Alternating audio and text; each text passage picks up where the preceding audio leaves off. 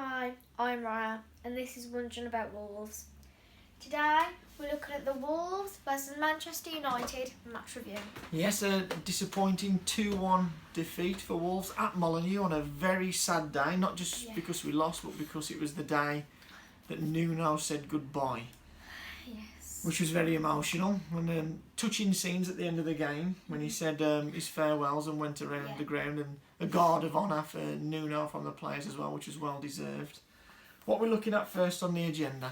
The goals that were scored. Okay, talk us through them. So, first Manchester United scored another headed goal conceded. Yeah, another cross not dealt with. This has been a problem all season, isn't it? It has, yeah. From corners, from free kicks, That's and from it, open this is, play, yeah. from open play as well. Yeah. And this was the goal from open play. This time on it, ball down the left for Man United, whipped in first time, a good cross. Yeah, it was. But again, it's a opposition player who gets the head to the ball first in our box and scores a goal.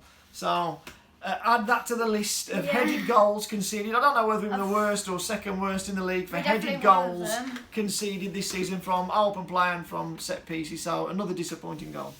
Next is Semedo, who scored for us. Silva cut it back to Semedo, and a very good finish. Yeah, it was one of the only times we sort of got in behind him and broke the lines and caused a little bit of trouble. Matinho with a nice flick off to Dendoncker penetrating in behind the midfield. Nice pass to Silva. Silva did well to cut it back, and Semedo finished it, his first ever Wolves goal. At the last game of the season. Last game of the season, first goal for Semedo. Getting in that Doherty position, cut it inside. Doherty got so many goals like that on the underlap rather than the overlap. He'd cut in and then he'd be fed and he'd get goals that way. And Semedo's done it there, but look at the goals we've missed this season that Doherty provided over the past few years. He'd always get a handful of goals, wouldn't he, every season. Jota. And Jota, we've missed Jota's goals as well, and obviously Jimenez's goals, and that's why we've ended up scoring so few goals, and now we've gone down to 13th instead of 12th, and the reason we've gone down that low is because goal difference, and not just goal difference, but goals scored. So we've lost a couple of £1 million now in prize money from 12th down to 13th on goals scored, because our top goal scorers finished the season on 5 or whatever it is. Poor. Next, the winning goal for Manchester United. Saïss gave a penalty away. He just dangled his leg out. Reckless why defending. did he do that? When a player's running with the ball in the box like that, to stick your leg out like that and catch him. Bad mistake from Saïss. Juan Mata took the penalty, put it away well, sent Patricio the wrong way. 2-1 to Man United, and then we huffed and we puffed, but we couldn't break through, no matter what we tried after that. They're out the quality, the top end of the pitch, without Neto, without Traoré, without Pedence, without Jimenez. They just ain't got the quality and the guile to do it. Next on the agenda is Dylan's Fact of the Day.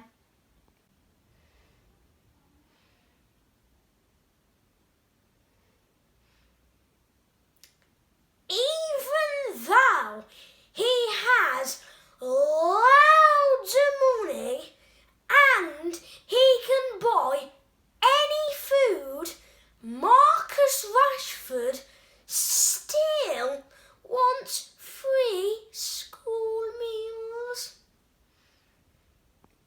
Thanks for that, Dylan. Next on the agenda is the play ratings. Okay, then tell us what you've graded the different players. So Patricio gave a 6. All right, but he didn't have too much to do today. No, I think he did one decent save, didn't he? But then apart from that, he wasn't busy. He didn't have too much to do with that. Man United didn't create an awful lot for Patricio to do, so 6, fair enough. Next, my man of the match, Semedo, gave him a 9. Scored his first ever goal, and he played really well today. He did, one of his best displays, and capped it off with a goal, and that's what we need. We need more of that from him. He's only a right wing back, going to be double figures. But if he could provide a handful of goals a season like Doherty used to, and get up there. So today was a good sign for next season that maybe he can contribute some goals. But his overall performance was good.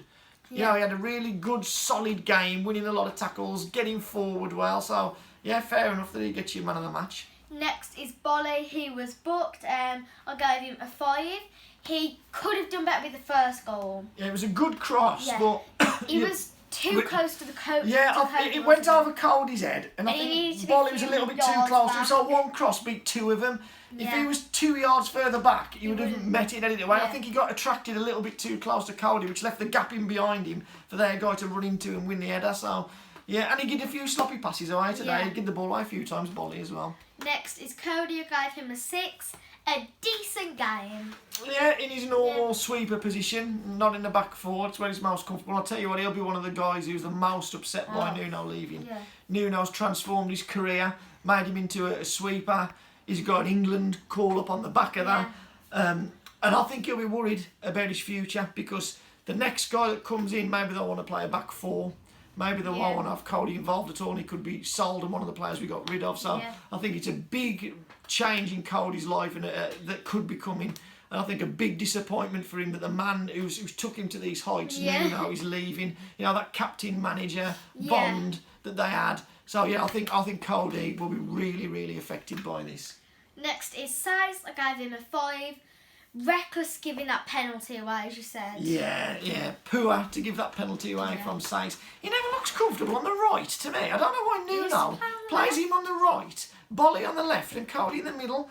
It'd be better having Bolly on the right and Size on the left because he looks awkward. When the ball comes to him sometimes, he wants to switch it across to his left foot and that means he's coming inwards, he's coming inside the play. So yeah, I always think he looks a bit more awkward on that right hand side and like you say, giving a penalty away for him, that was poor as well. Next is Nora. He came off with a bit of a knock. He did come off, and another player injured. Add them to the list. He was going down like flies today. There was going down like nobody's business. So he's another one we can put him on the long list. I gave him a 7.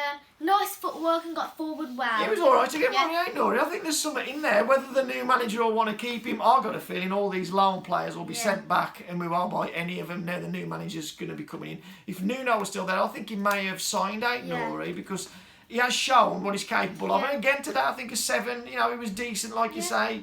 Good feet and he gets forward and he's tricky and his defending has improved. Next is Neves. I gave him 6. Put some decent passes out today. Yeah, it was alright, some decent passes. Still nowhere near with his shooting. He had one shot again that was nowhere near. I don't know what's happened to him with shooting. This season, his free kicks and his shooting have just gone to pot. And he's dipped in form and we lack dynamism in the centre midfield. Neves, Dendoncker, Moutinho. To me, especially Neves and Moutinho are too similar.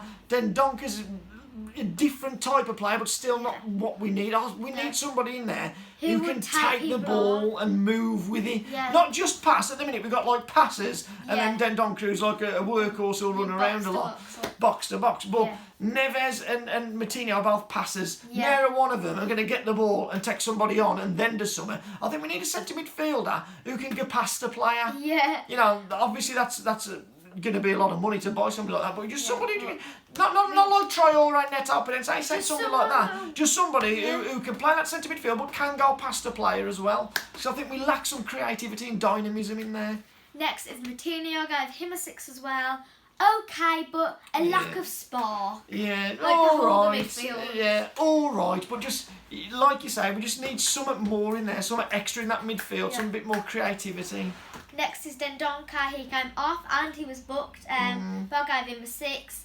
Played part in goal. Oh yeah, he did have goal involvement today in fairness to Dendoncker because his run broke the lines and Moutinho slipped it to him and then he got it to Silva, who's Silva fed Semedo. So did play a part in the goal but was fetched off on the hour mark. But similar to Neves and Moutinho, I just think we need freshening up in that area of the pitch. Next is Dendoncker. Sorry, I've just said Dendoncker. You just said Dendoncker. Next is Traore. He came off with seemed to be a hamstring. Add him to the list. Another one. Oh God. You go down this far. I gave him a 7. Only on 25 minutes, but looked very dangerous. Very good, yeah. I think if he'd have been on the whole game playing like that, he'd have caused some real problems and got an 8 or a 9, wouldn't he? But because he was only on for 25 minutes, you've just given him a 7. But in those 25 minutes, he was most definitely our most dangerous player, and they were struggling to deal with him. And when he went off, their left back must have been thinking, woof, I'm glad he's gone off. Yeah. Because they were struggling, mate, to contain him. He was going in that right-hand channel there He was, between yeah. the centre-back and the left back. And they were struggling, you know, they couldn't keep hold of him. So Yeah. I bet they breathed a sigh of relief when he went off. Next is Silva. I gave him a 7. He tried hard and he got the assist. Yeah, as he well. got an assist, another assist for him, Yeah. another good stat for him. His work rate was good today, you know, he was chasing things down and being busy. Yeah. But, again, we lack Jimenez, you know, you always think, Yeah. oh man, in that box, you know, if Jimenez was in there, would he have got on the end of scored something with a that. header or whatever? So, effort you can't fault today, and he Yeah. did get an assist. He did. But you still can't help but think, oh man, we miss Jimenez in that role. Next for subs is Jose. I gave him a 4. Ineffective. Yeah. Disappointing. I Yeah. think that'll be his It's- last game. It's been like that for A while now, yeah. I think that'll be his last performance at Molineux or in a Wolves shirt. Nuno, I don't think would have kept him, and I don't think the new manager will keep him. I No. think we'll say, thank you very much, you can go back to Spain. Yeah. Next is Gibbs White. He got booked, but I gave him an 8.